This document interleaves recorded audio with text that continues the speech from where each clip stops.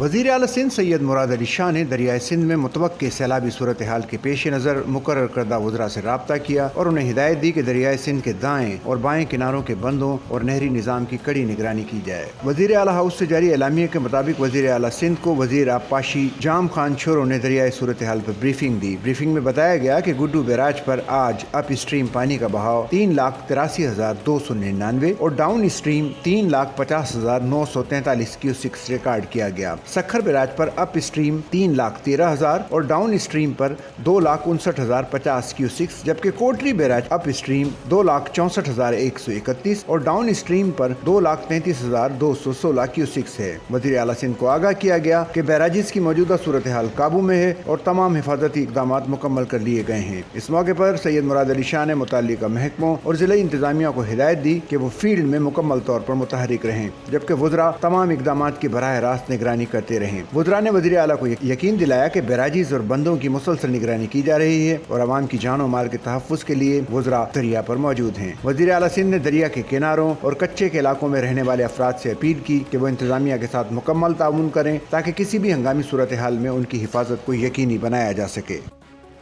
Sachal news network की videos में खुश आमदेद। नाजरीन, वीडियो से मुताल्लिक अपनी कीमती राय का इजहार कमेंट बॉक्स में ज़रूर करें और चैनल को सब्सक्राइब करें।